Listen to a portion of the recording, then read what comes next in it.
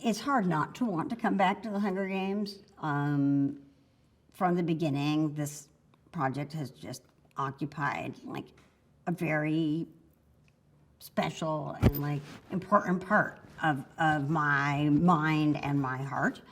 But the chance to come back and get to collaborate closely with Suzanne on the script, work again with Michael Arndt, newly with Mike Leslie, and to have Frances, as my partner. That was something I didn't think I'd ever get to come back to that, because we really didn't know that there would be more. We hoped maybe Suzanne would write more books, but we really didn't know until we got the phone call. Well, watching Rachel sing on set was something where I would get chills or just sit there sort of stunned, especially because she mostly chose to sing live, which is really rare. Usually you lay down a track of, your actor, and then they lip sync or they maybe sing softly along, but they don't bring it every time because that would be exhausting. She brought it every time, and it would just leave you like stock still, sort of staring, unable to take your eyes off of her, unable to believe that this voice can come out of this tiny little person. In Tom, we found an actor who has incredible restraint in his performance.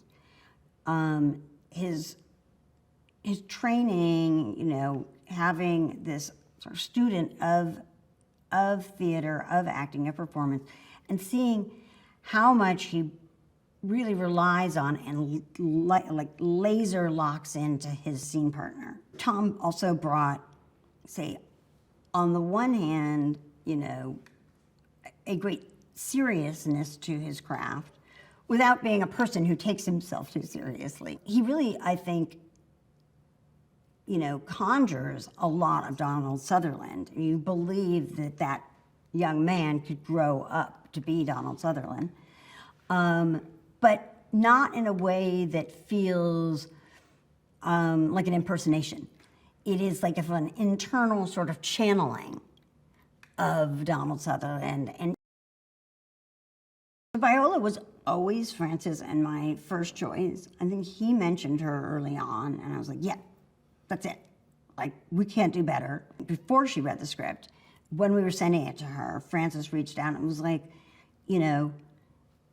this character, she's on the wacky side. She is a great villain, but she's also quite eccentric. She has just such range and intensity, and she is just so much fun to watch. You cannot take your eyes off her. Even on set, when you're watching somebody deliver the same line over and over again from different angles, you still can't take your eyes off of her. Hunter is, we really wanted her. We really hoped that she would be able to do it. She just has a very glamorous quality.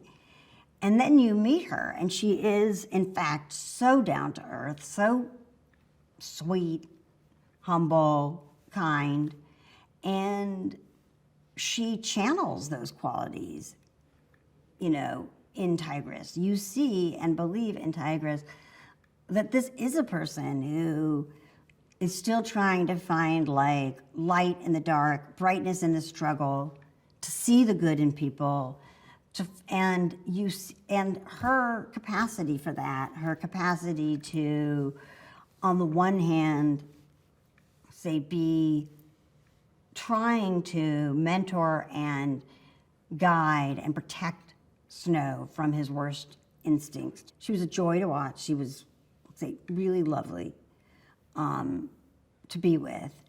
And I can't imagine anybody else playing Tigress. What is exciting right now for us, too, is that Suzanne, who obviously has been integrally involved from the beginning, from the moment she entrusted me with her books, I have always felt that, like, her voice, she is my North Star.